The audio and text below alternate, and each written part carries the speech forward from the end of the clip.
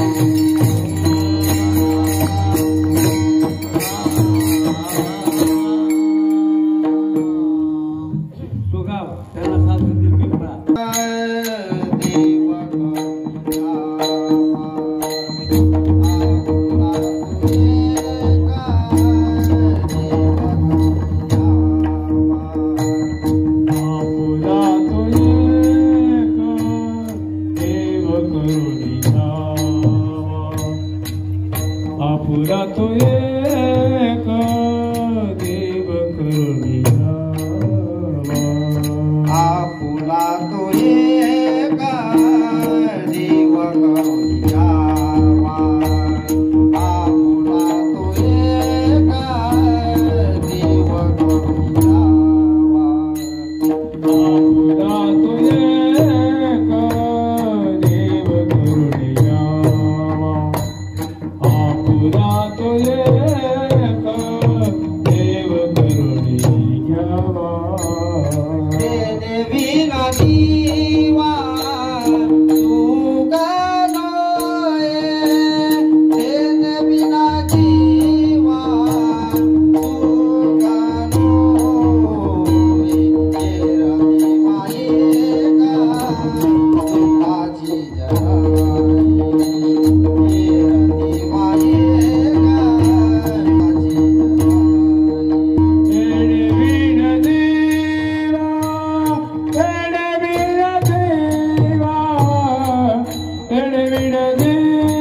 तेरती मायेगा दुःखाची जडती तेरते मायेक दुःखाची जडती आपुला तो एक देव करुणियावा आपुला तो एक देव करुणियावा आपुला तो एक देव करुणियावा आपुला तो एक देव करुणियावा तेने विना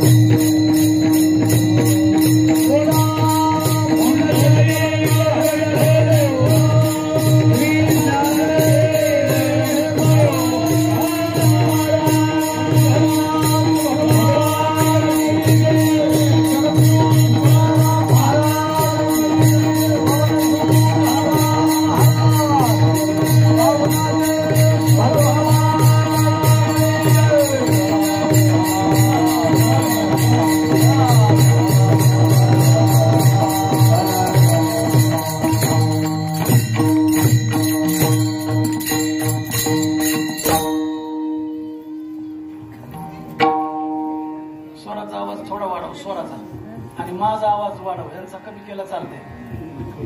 हॅलो हॅलो हॅलो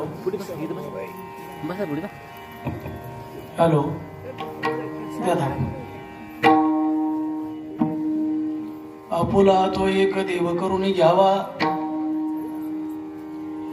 आपुला तो एक देव करून घ्यावा, तेने बिन जीवा सुख नोहे. येरती माईके दुःखाची जनिती, नाही आदि अंती अवसान. अविनाशी करी आपुलिया ऐसे, अविनाशी करी आपुलिया ऐसे, लाभी मना पिसे गोविंदाचे.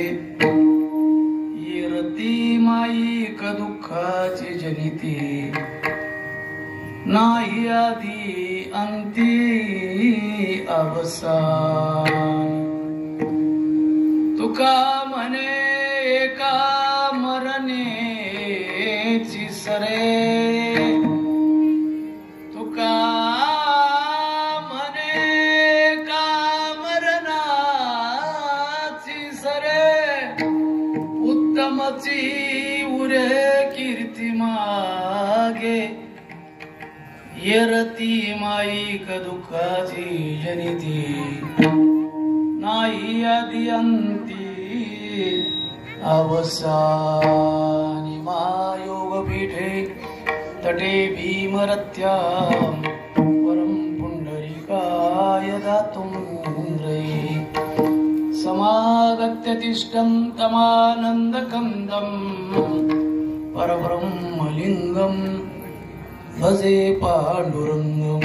पांडुरंगा करो प्रथम नमः,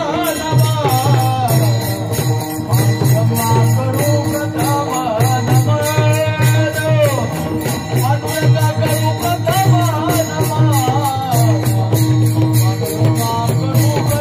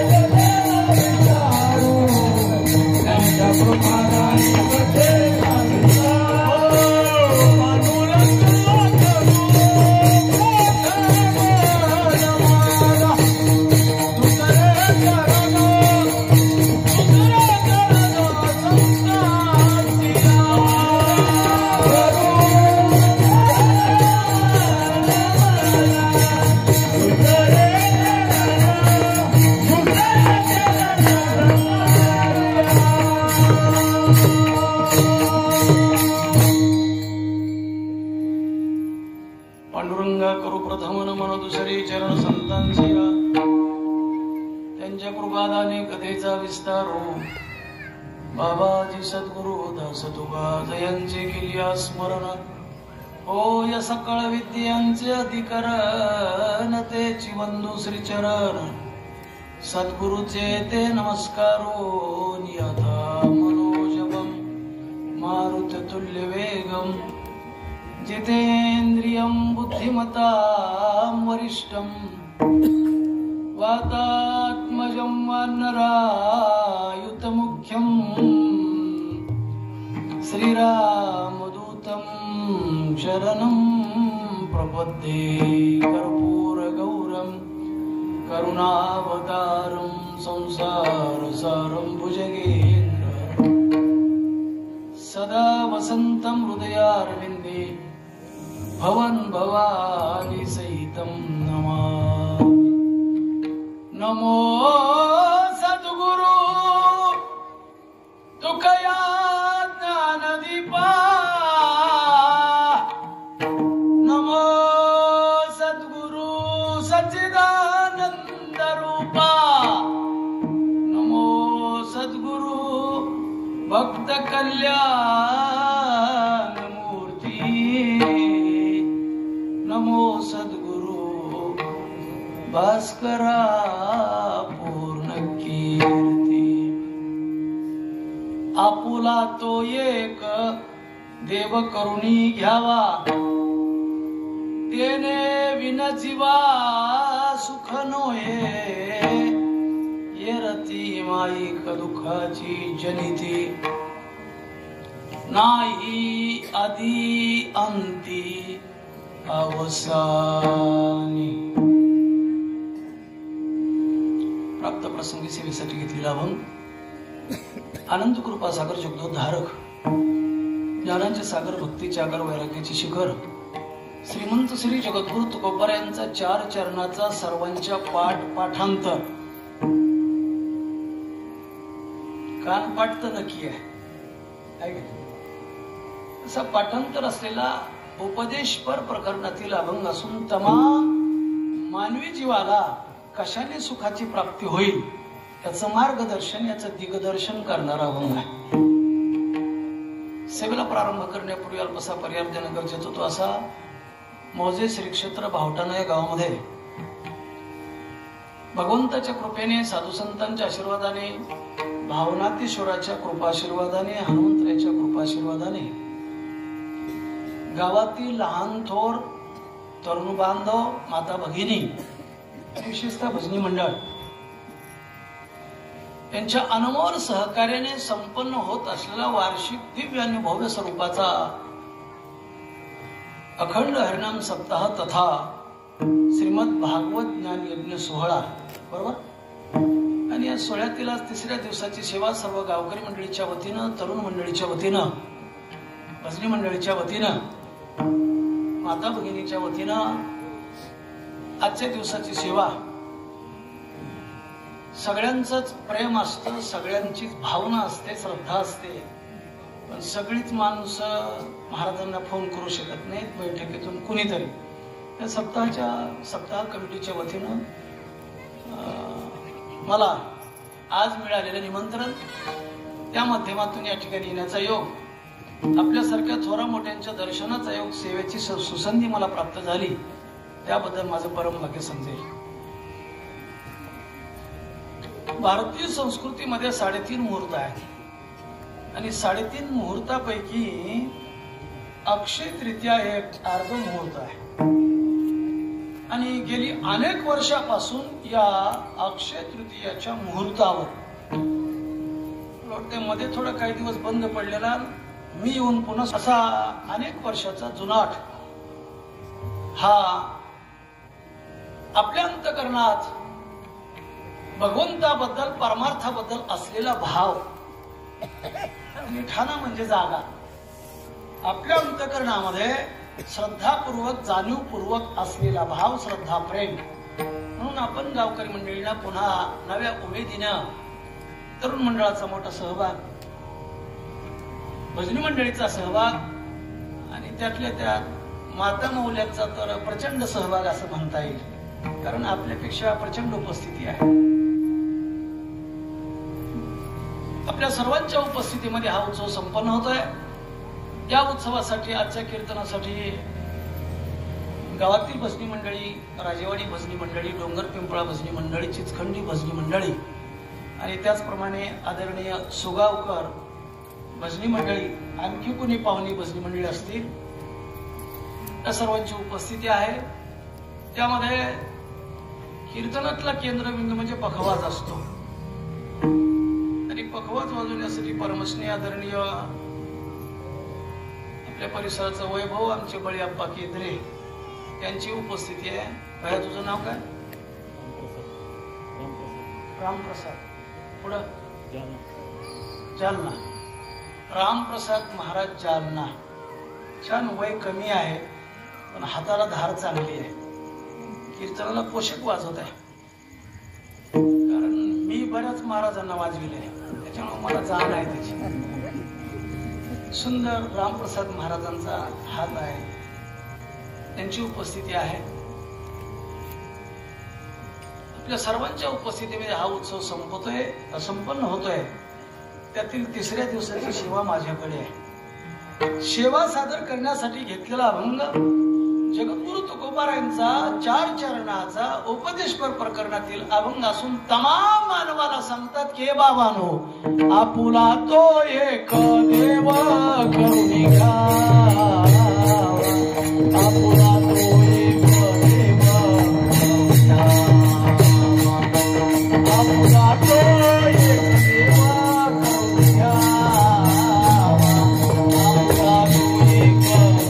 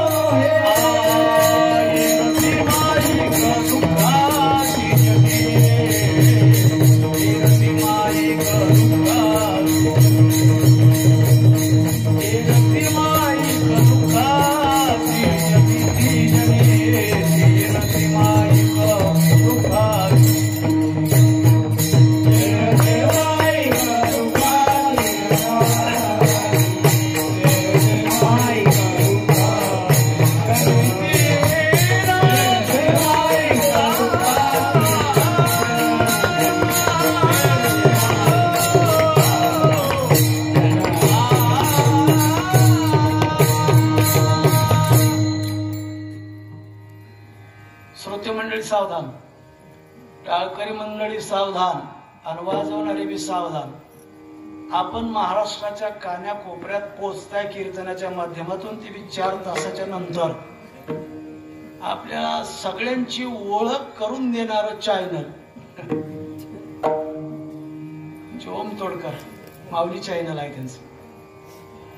4 तासानं महाराज रात्री 12-1 घरी पोहोचायच्या अगोदर तर कीर्तन युट्यूबला. म्हणून सगळ्यांनी सावधान बसायचं, आस्थाव्यस्त बसायचं नाही. टाळकरीने रांगेत उभा राहायचं.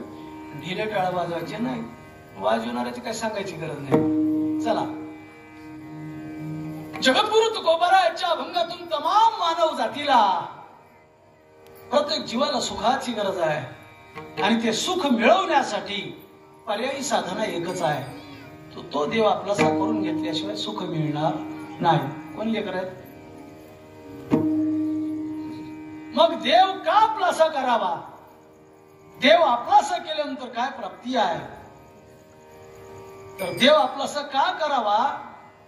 तर मानव जातीचं कर्तव्य म्हणून देव आपलासा करावा. आणि दुसरा मुद्दा, आपल्याला गरज आहे म्हणून देव आपलासा करावा.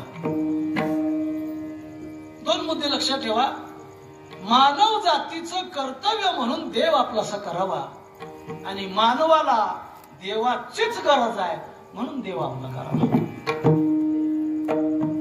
आता कर्तव्याचा विचार करायचा ठरलं तर जो तो आपल्या आपल्या क्षेत्रामध्ये करिअर कर्तव्य करत असतो. उच्च भाषेत बोलायचं तर 4 वर्ण आहेत: ब्राह्मण, क्षत्रिय, वैश्य आणि शूद्र. यांचं कर्तव्य वेगळं आहे, त्याचा विस्तार करत नाही. पुन्हा आश्रम पद्धतीमध्ये 4 आश्रम आहेत: ब्रह्मचारी, ग्रस्ती, वानप्रस्थ आणि संन्यासी. या 4 आश्रमाची कर्तव्य पद्धती वेगळी आहे.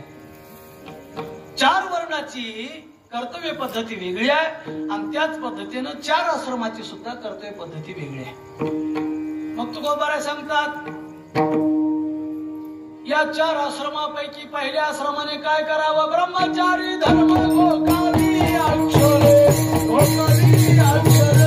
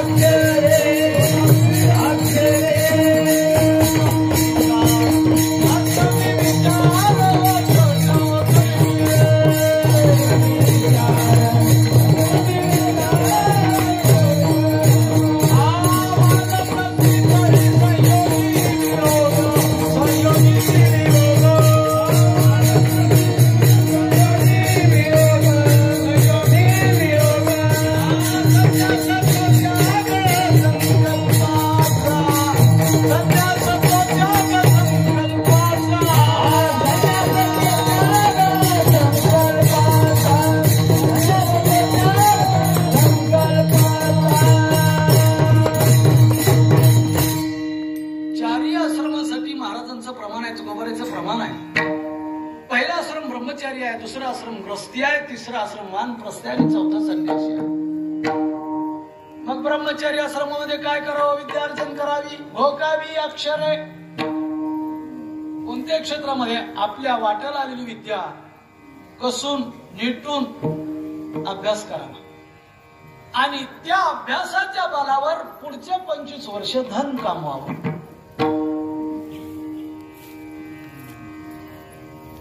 आणि ते कमावलेलं धन पुढच्या 25 वर्षामध्ये त्याचा विनियोग नीट करावा. आणि शेवटचा टप्पा संन्यास, तो त्याग. संकल्पाचा शेवटच्या टप्प्यामध्ये फक्त देव माझा, मी देवाचा, ही तव माझी सत्यवाचा. अशी 4 आश्रमी पद्धती. या 4 आश्रमाचं कर्तव्य वेगळं आहे. जाऊ दे, जास्त खोलात जात नाही. आपण या भारत भूमीमध्ये, या देशामध्ये, हिंदू धर्मामध्ये जन्माला आलो. या देशाचा नागरिक म्हणून आपलं कर्तव्य वेगळं आहे. जाऊ द्या देशाचं. ज्या गावात आपण जन्माला आलो त्या प्रत्येक माणसाचं कर्तव्य आहे काय? नुसतं लहानपणी म्हणायचं नाही, भारत माझा देश आहे आणि सारे भारतीय माझे शत्रू आहे. काय म्हणतात? बांधव आहे. वाचा प्रतिज्ञा, लक्षात येईल. सगळ्यांनी प्रतिज्ञा ऐकली आहे, माहिती आपल्याला. आपण या देशाचे नागरिक असाल हे आपलं कर्तव्य आहे. मी घरातले जबाबदार पुरुष असाल तर तुम्ही या गावचे नागरिक असाल, तुमचं कर्तव्य वेगळं आहे. घरामध्ये आपल्या मुलाला आपण जन्म दिल्यानंतर बाप म्हणून आपलं काय कर्तव्य आहे? ते आपल्या लेकरासाठी योग्य संस्कार देणं आणि संपत्ती देणं हे बापाचं कर्तव्य आहे. ऐका, माणसं फक्त संपत्तीच गोळा करण्याचा प्रयत्न करतात पण संस्कार द्यायला मात्र विसरतात आणि परिणामी म्हातारपणी पश्चाताप करतात. म्हणून पोरांना संपत्ती नाही मिळवली तरी चालेल पण संस्काराची गरज आहे. लक्षात ठेवा, बाप म्हणून हे कर्तव्य आहे, संस्कार आणि संपत्ती. आई म्हणून तुमचं कर्तव्य आपल्या बाळाचं संगोपन आणि संस्कार आईने सुद्धा दिले पाहिजे. कारण जगाच्या पाठीवर आपल्या जीवनात पहिले गुरु कोण असतील तर माता आणि पिता आहे. म्हणून आईची जबाबदारी. आपण कोणाचे भाऊ असाल तर आपलं कर्तव्य आपल्या भावाचं मोठेपण कसं वाढेल याच्यासाठी प्रयत्न करतं. भाऊ म्हणून आपलं कर्तव्य आहे. तुम्ही कोणाच्या बहीण असाल तर माझ्या भावाचा कसा उत्कर्ष होईल याच्यासाठी रात्रंदिवस प्रयत्न करणं बहीण म्हणून कर्तव्य आहे. तुम्ही कोणाच्या पत्नी असाल तर पतीला देव समजून त्याची सेवा करणं पत्नी म्हणून कर्तव्य आहे. तुम्ही कोणाचे पती असाल तर तुमचं काय कर्तव्य आहे? दिवसातून एकदा तरी बायको झोडपून काढली पाहिजे. हे कर्तव्य आहे का? नाही महाराज, देवबापा नाहीत का? लग्नामध्ये समाजाच्या साक्षीनं, अग्नीच्या साक्षीनं, देवबापाच्या मंत्राच्या साक्षीनं आपण संकल्प करत असतो. काय? धर्मेच अर्थेच कामेच नाती चरामी, नाती चरामी, नाती चरामी. देवबापा मंत्र म्हणत असतात आणि आपण संकल्प सोडत असतो. पण देवबापा काय म्हणालेत की आपण कशासाठी पाणी सोडतं ही कल्पना नाही. फक्त हात पुढे करायचा. नाती चरामी, नाती चरामी, नाती चरामी. पण काय? धर्मेच अर्थेच कामेच. माझ्या पत्नीची धर्मात, अर्थात, कामात कुठल्याही प्रकारची विटंबना होऊ देणार नाही आपण अशी प्रतिज्ञा केलेली असती. मला एक पती म्हणून कर्तव्य. वर्णाच्या, धर्माच्या, आश्रमाच्या पद्धतीचं हे भिन्न भिन्न कर्तव्य जरी सांगितलं असलं तरी माणूस म्हणून माणसाचं एक कर्तव्य आहे. कोणतं कर्तव्य आहे? मनुष्यपण तरी साधी नारायण नाही तरी नाही तरी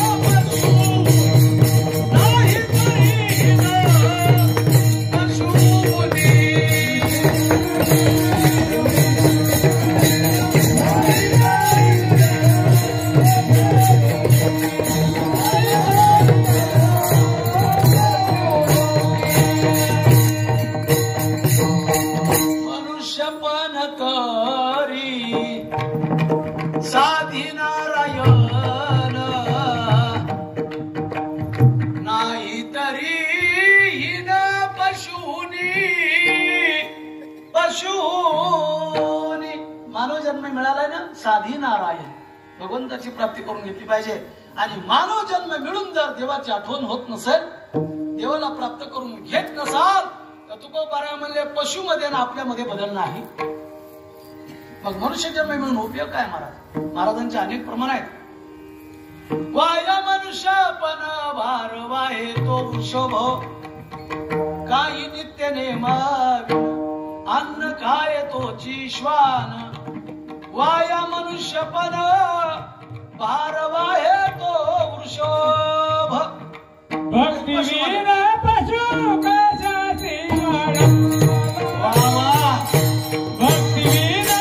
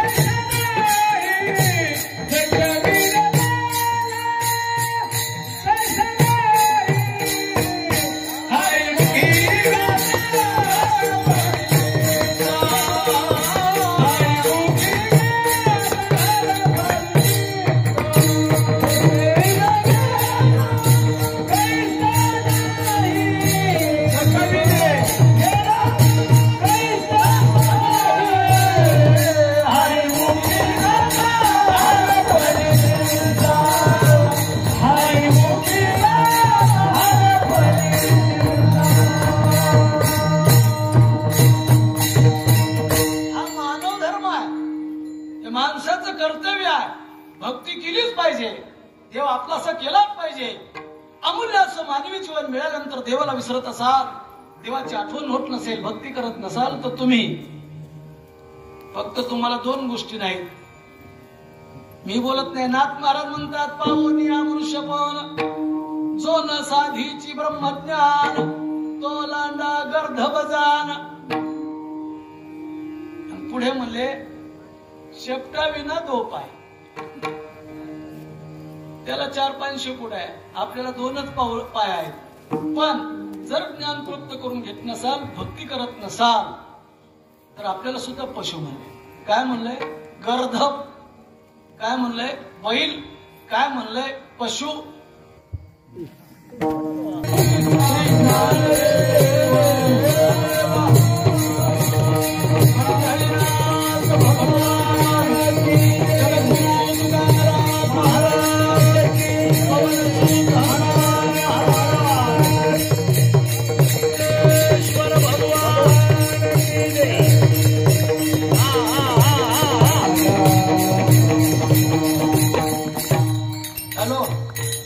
ज्ञान प्राप्त करून घेत नसेल तर त्याला काय म्हणले गर्धप. गर्धप याचा अर्थ काय गाढव. गाढव या शब्दाचा अर्थ काय मधला शब्द काढा गा आणि शेवटचा व मधला ढ. त्याला काय म्हणले गाढव. त्याला ज्ञानच नसतं महाराज. खरं काय खोटं काय चांगलं काय वाईट काय त्याला ज्ञान असतं का नाही. ज्याला ज्ञान नसतं त्याला गाढव म्हणलं असतं. बघा तुम्ही भर उन्हाळ्यामध्ये मे महिन्यात आसक्त झालेला असताना सुद्धा जर तुम्हाला भगवंताची प्राप्ती करून घ्यावी, भक्ती करावी, धर्म सांभाळावा हे जर कळत नसेल तर आकाराने जरी माणसं असाल तरी तुम्ही माणूस नाही, तुम्ही कोणाही पशु आहे. म्हणून पुसनाय पायचारी मनुष्य परी कुतरी ती. बरं तिथं तर श्वान शब्द वापरलाय. काय आपल्याला 4 पाय नसले तरी पण आपण जर माणसाच्या विचाराची संत विचाराची माणसं नसाल तर आपल्याला अनेक पशुची नावं नामनिर्देश केल्या संतांनी. म्हणून अमूल्य असं मानवी जीवन मिळालंय. माणसाने परमार्थ करावा, भक्ती करावी, साधना करावी, अन्नदान करावं, तीर्थयात्रा करावी. पण काही माणसाला परमार्थच आवडत नाही. मला काही माणसाला परमार्थच आवडत नाही. वारकरी बघितला की तळपायची आग मस्तका. मीचं कर्तव्य आहे भगवंताची प्राप्ती करून घेतली पाहिजे. हे काय मला कर्तव्य कळाला. मला पुन्हा घरात तुम्ही गरज आहे म्हणता ना देवा प्रसाद करून घ्यायची गरज आहे. हो काय गरज आहे.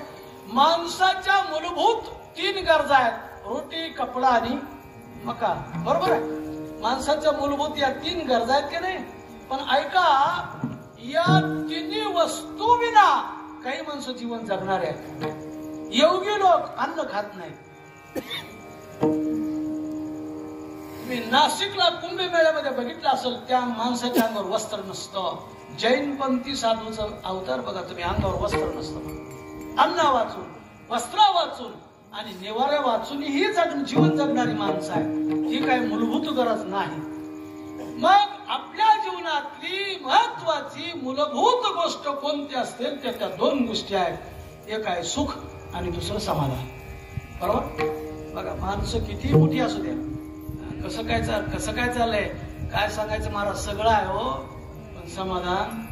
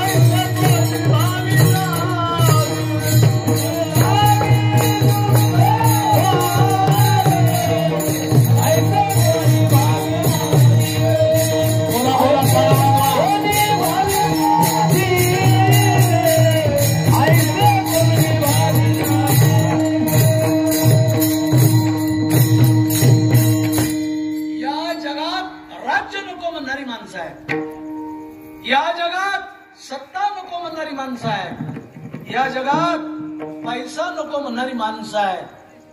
पण या जगात आणखीन जन्माला आला नाही सुख नको म्हणणार. प्रत्येकाला सुखाची गरज आहे आणि समाधानाची गरज आहे. मग समाधान कशाला मिळेल. महाराज म्हणले तेने सदा चित्ता समाधान सदा नाम घोष करू हरी कथा. तेने सदा चित्ता समाधान. भगवंताचं नामस्मरण केल्यानं समाधान प्राप्त होतं. माणसं पोराची नाव समाधान ठेवतात पण ते आयुष्यभर आपल्या जीवनातलं समाधान घालवतात. आहे का नाही. पण समाधान फक्त भगवंताच्या नामस्मरणाने मिळते. आणि सुख कशाला मिळतं. मग महाराज अभंग आपला तो एक देव करून घ्या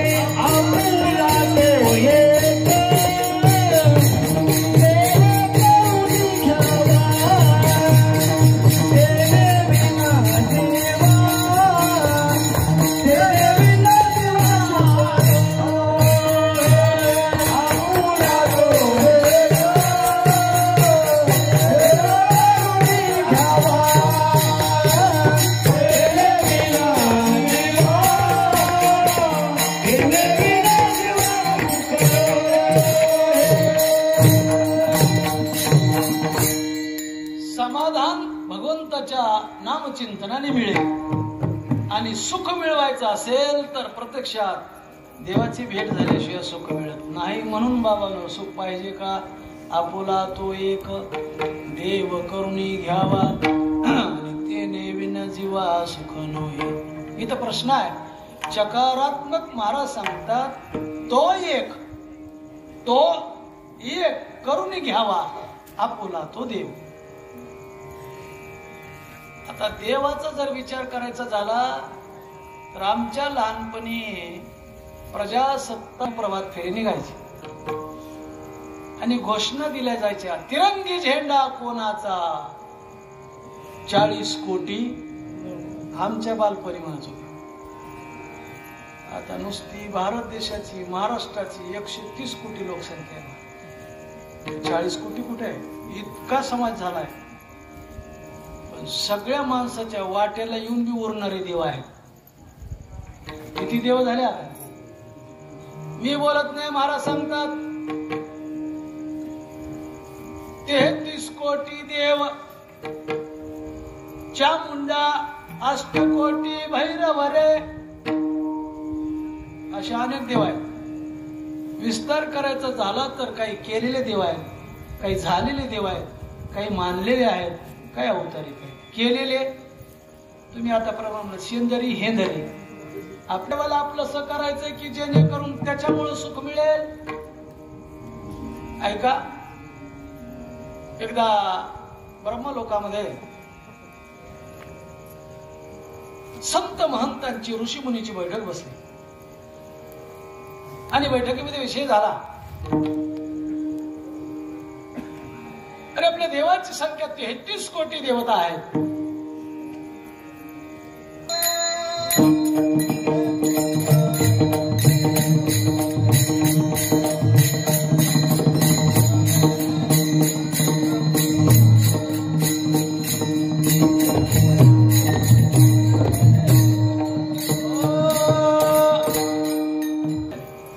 आपल्याला जे पाहिजे पोषक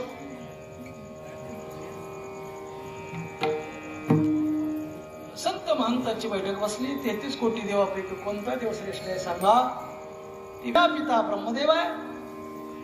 या सृष्टीचं पालन पोषण करणारा भगवान विष्णू आहे आणि कदाचित उपद्रव झाला तर त्यांचा नाश करण्यासाठी भगवान शंकर आहे.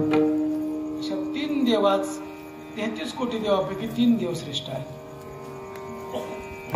पुन्हा दुसऱ्या साधूंनी प्रश्न केला की या तिन्ही पैकी एक कोणता देव श्रेष्ठ आहे सांगा. सगळ्यांनी आपली विद्वत्तापणा लावली पण उत्तर मिळालं महाराज. आणि उत्तर मिळाल्यानंतर म्हणले आता ही जबाबदारी कुणावर सोपवायची? आणि त्या काळात विद्वान, पंडित, अभ्यासू, सर्वसंग परित्यागी भृगुऋषी होते. भृगुऋषी एकमुखानं निर्णय झाला की या प्रश्नाचं उत्तर भृगुऋषीनं द्यावं. भृगुऋषी उठले, हात जोडले आणि सगळ्यांना परवानगी मागितली. आज काय मला उत्तर देता येत नाही, पण 8 दिवसानं तुम्हाला उत्तर मिळेल. सगळ्यांनी स्वीकार केला. सभा बरखास्त झाली. भृगुऋषी उठले आणि कामाला लागले. या तिन्ही पैकी कोणता देव श्रेष्ठ आहे? भृगुऋषी उठले, सरळ ब्रह्मदेवाच्या दरबारात आले. बघा, ब्रह्मदेवाच्या दरबारात आल्यानंतर देवाच्या दरबारात कसं यावं, संतांच्या दरबारात कसं जावं, आपल्या व्यवहारात आपल्या घरी कसं जावं, सासरवाडीत कसं जावं, हे नियम आहेत बरं का. नियमाचं उल्लंघन करू नये. याचं म्हणलं की नम्रतेनं वाकून झुकून जावं लागतं, बरोबर. आणि म्हणून 450 वर्षापूर्वीची संकल्पना आहे. समर्थ रामदास स्वामींनी कितीही हनुमंतरायाचं मोठं मंदिर जरी असलं तरी त्याचं दार मात्र छोटं असायचं. कशामुळं? अज्ञानी माणूस ताट छाती करून देवाकडे जाऊ नये. आणि याच्यासाठी मंदिर किती मोठं असलं तरी दार छोटं असायचं, वाकूनच जावं लागेल. नम्रतेचं प्रतीक आहे, मला लक्षात ठेव. ब्रह्मदेवाच्या दरबारात जायचंय, तो सृष्टीचा प्रजापिता आहे, वाकून नम्रतेने गेलं पाहिजे. पण भृगुऋषीला परीक्षा पाहायची होती म्हणून मुद्दाम ताट मानेने गेले महाराज. ब्रह्मदेवानं पाहिलं, ब्रह्मदेवाला राग आला. अरे मी सृष्टीचा प्रजापिता आहे, माझ्या दारात येताना, माझ्याकडे येताना नम्रतेने यायला पाहिजे, वाकून यायला पाहिजे. मीच निर्माण केलेला हा जीव माझ्याकडे ताट मानेने येतोय. ब्रह्मदेव लाल बुंद झाले, शाप द्यायच्या तयारीत आहे. भृगुऋषीनं पाहिलं, म्हणजे आता इथं थांबण्यात मजा नाही, विषय वाढेल. हात जोडले आणि माघारी निघाले. मले तिन्ही पैकी एक वजा. ब्रह्मदेवाने हाक मारली, इकडे या, तुम्ही मानसपुत्र आहात माझे. कशासाठी ताट मानेने माझ्याकडे आला, कशाचा अभिमान आलाय? ब्रह्मदेव बोलू लागले. पण भृगुऋषीने शाप दिला, हे ब्रह्मदेवा, तुला जर तुझ्या मोठेपणाचा शाप असेल ना, तर या जगात तुझं मंदिर कुणीच बांधणार नाही. फक्त तुझं नाव घेते, पण तुझं मंदिर कुठंच नसणारच महाराज. आहे का तुम्ही जगात बघा ब्रह्मदेवाचं मंदिर नाही महाराज. तिथून उठले आणि भगवान शंकराकडे आले. भगवान कैलासपती शिखरावर आसनावर बसलेले ध्यानस्थ आहेत. भृगुऋषीच्या पायाची चाहूल लागली, डोळे उघडले आणि भगवान शंकरांनी भृगुऋषीला पाहिलं आणि एवढा आनंद झाला. मी काय पुण्य केले, पुण्य फळले बहुता दिसा, पुण्य फळले बहुता दिसा, पुण्य फळले बहुता दिवसा, पुण्य फळले बहुता दिवसा.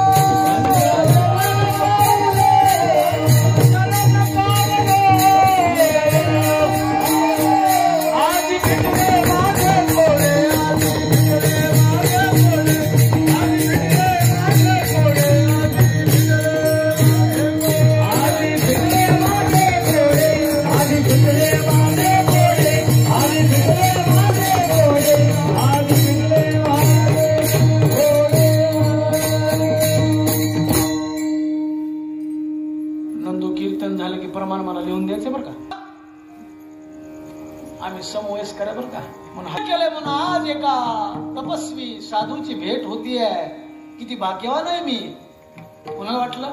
भगवान शंकरला वाटलं. महाराज आसनावरून उठले, ताडकन भगवान शंकर आणि भृगुऋषीकडे निघाले. भृगुऋषी येत होते दर्शनी भागातून. ते अवतार पाहिला आणि भृगुऋषीने विचार केले, गिऱ्हाईक यायले कुठं? भृगुऋषी म्हणले, थांबा. भगवान शंकर जागेवर थांबले. कुठे निघाला? म्हणजे तुमच्याकडेच.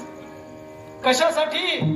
मज वाटे त्याशी आलिंगन द्यावे, कदा न सोडावे चरण त्या चरण निवांत राहिले मन. मला तुम्हाला आलिंगन द्यायचंय आणि तुमच्या चरणावर मला नतमस्तक व्हायचंय, त्याच्यासाठी निघालो.